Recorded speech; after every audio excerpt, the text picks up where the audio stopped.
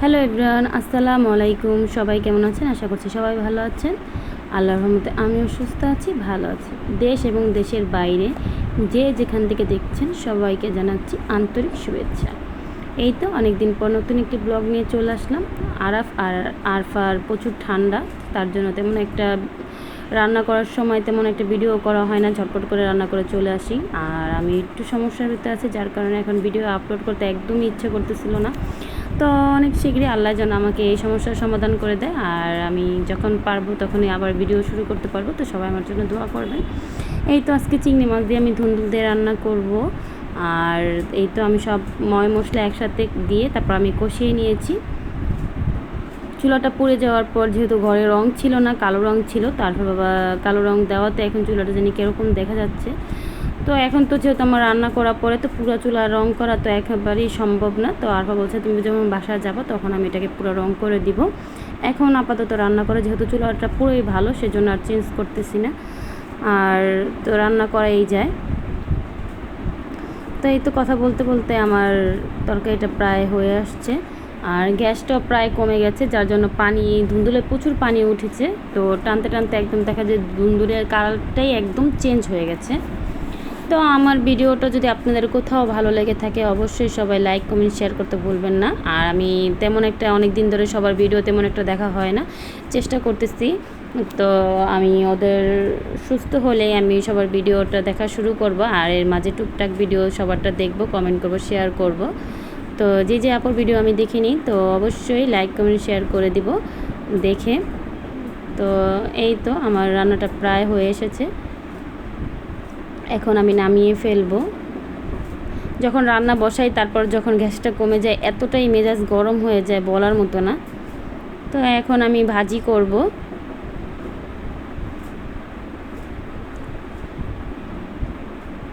সব কিছু আমি একসাথে কুটে বাছে তারপর আমি ধুয়ে নিয়েছি, আর এখন আমি ভাজি করে নিব। আজকে কিছুটা মটরশুঁটি দিয়েছি, যেহেতু আমার এভাবে অনেক ভাজি খেতে ইচ্ছে করতেছিল। কিছুটা ফুলকপি ছিল, সেগুলো দিয়ে দিয়েছি। আরফা বাবা এভাবে রুটি খেতে পছন্দ করে বেশি, আর ভাজিটা অনেক মজা হয়েছিল, তরকারিটা অনেক।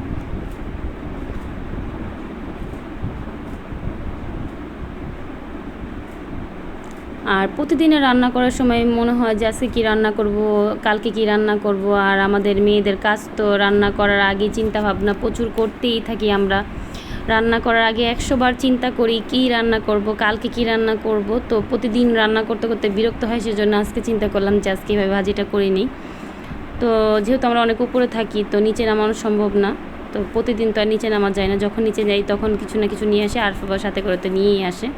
এই তো কথা বলতে বলতে আমার রান্নাটা হয়ে গেছে প্রায় শেষ। তরকারিটা মাশাআল্লাহ অনেক সুন্দর হয়েছে, ভাজিটা অনেক মজা হয়েছে। তো এই তো আমার রান্না কমপ্লিট। আর আরফার জন্য আমি এখানে ভাত তো হয়ে গেছে, আর চুলার পাটটা একদম পরিষ্কার করে নিলাম আমি রান্নার ঘরটা পুরো। আর এখানে আরফার জন্য আমি একটু কবুতরের মাংস বসিয়েছিলাম, যেহেতু ও তো আর আমাদের খাবার খেতে পারে না সব সময়। দেখা যায় আর আজকে তরকারিটা একটু ঝাল হয়েছে, তো ওকে আর দেওয়া যাবে না। তো এই তো পরের দিন আরফা ঘুম থেকে উঠে বসেছিল, আর দেনোর বাবা চলে যাওয়ার পরেই রাফা এসেছে। রাফা এসে তো ওকে বিরক্ত করতেছে। তো দুজনে মিলে খেলতেছিল, আর আমার ছেলে ভিডিও করতেছিল, বলতেছিল। তো আমার মেয়ের নাম আরফা আর ওর নাম রাফা, তো আমাদের পাশের ফ্ল্যাটে থাকে। তো যখনই গেট আমরা খুলি বা ওদের খোলা থাকে দুজনে একসাথে হলে প্রচুর খেলাধুলা করে। তো আমার ঘরে যখনই আসে তখন আরও যেতে চায় না, ওরা আম্মু প্রচুর টানাটানি করে তারপর নিয়ে যায়, যেহেতু ফ্ল্যাট বাসায় সব বাচ্চারা একাই থাকে ঘরের ভিতরে, সারাদিন ভালো লাগে না। তো দুজনে এখন দুষ্টামি করতেছিল। আর এখান দিয়ে আরফা বাবা বলতেছিল যে আজকে বৃষ্টি হচ্ছে তো খিচুড়ি রান্না করো। তো এই তো আমি খিচুড়ি রান্না করে সব কিছু বসিয়ে দিয়ে দেন আমি কিছু কাপড় চোপড় ছিল সেগুলো ধুয়ে আমি রোদে শুকিয়ে দিয়ে এসেছি, যেহেতু কতদিন ধরে বৃষ্টি। তো চিন্তা করলাম আমি বারান্দায় সবগুলো এইভাবে রশি টানিয়ে তারপর আমি ওগুলো দেন শুকা দিয়ে আসছি। তো এখান দিয়ে সব কিছু আমি একসাথে পেঁপে, আমি আলু, মটরশুঁটি, গাজর, তারপর আরও দু এক পদের সবজি সব মিলিয়ে দেন আমি একদম বসিয়ে দিয়েছিলাম। তো তেমন একটা খিচুড়ি রান্না করতে মন ছিল না, মুগের ডাল, মুসুরির ডাল সব কিছু আমি একসাথে দিয়ে দেন বসেছিলাম, আস্তে আস্তে হচ্ছিল। আর এখন আমি তেলে বাগারটা দিয়ে দিলাম রসুন পেঁয়াজের। অসম্ভব মজা হয়েছিল। তো কালকে রান্না করেছিলাম মুরগির মাংস ছিল, তারপর বলতেছিল যে তুমি শুধু খিচুড়িটাই রান্না করো, আমার খুব খিচুড়ি খেতে ইচ্ছা করতেছে। আর বৃষ্টি আসলেই তারা এভাবে খিচুড়ি খেতে খুব পছন্দ করে, আর বিশেষ করে এই খিচুড়িটা।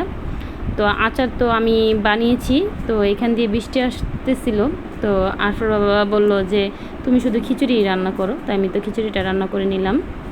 অনেক অনেক মজা হয়েছিল। আর আমার হাতের কিছু আচার আমি নামিয়ে নিয়েছি, আর ফ্রিজ থেকে তরকারিটাও বের করে আমি গরম করে নিয়েছি। তো অনেকগুলো তরকারি ছিল ফ্রিজে। তো এই তো ঝুরা আচার করেছিলাম, এতটাই পছন্দ করেছে তো পুরো বরম খালি করে ফেলছে। আর আমার হাতের কাঁচামরিচ আর বোম্বা মরিচের আচার খুব সুন্দর করে আমি বানিয়েছিলাম, এটার রেসিপিও আমি দিয়েছি আমার ভিডিওতে। তো এই তো আজকে এতটুকুই রান্না, তো আপনাদের সাথে শেয়ার করলাম। সবাই কমেন্ট করে জানাবেন আমার খিচুড়িটা কেমন হয়েছে। আর বৃষ্টি আসলেই তো আমার খিচুড়ি খেতে মন চায়, আর বৃষ্টি দেখলে আমার কাছে খুবই ভালো লাগে, কেন না জানি। যারা বাইরে কাজ করে তাদের জন্য অনেক সমস্যা হয়ে যায়, আর বৃষ্টি আসলে আমার অনেক ভালো লাগে।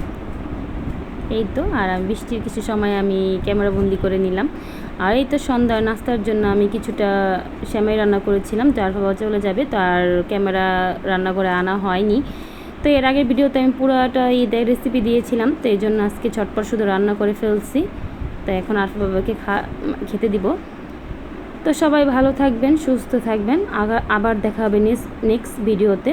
আমার ভিডিও যদি আপনাদের কোথাও ভালো থাকে অবশ্যই লাইক কমেন্ট শেয়ার করতে ভুলবেন না। আসসালামু আলাইকুম।